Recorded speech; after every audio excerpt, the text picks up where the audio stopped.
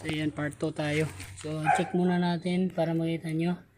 Ito 0.60 or 0.24 inches.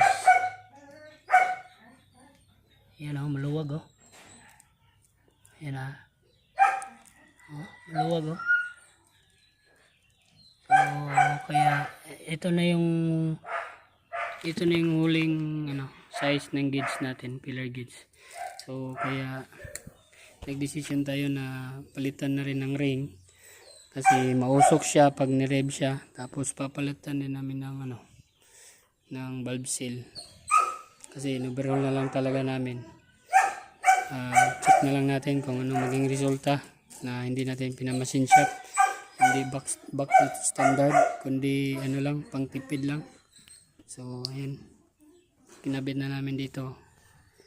So bali, ang dalawa na yung pinalitan namin, top at second. Kasi yung dito sa baba ay nahirapan kami kasi sobrang laki nitong itong bago. Saan ba yun?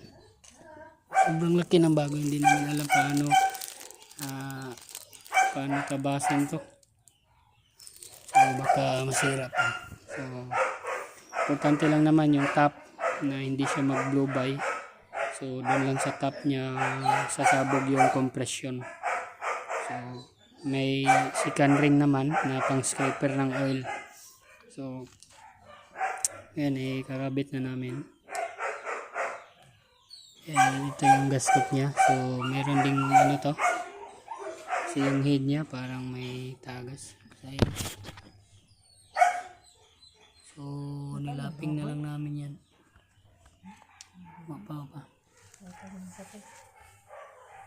So ayan, malinis na yan. So para kung wala kayong compressor oil, air compressor, pwede kayo gumamit ng brake cleaner.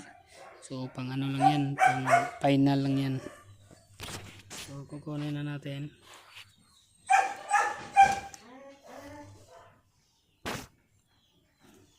Ano ba? Bago. Ito yung bago din.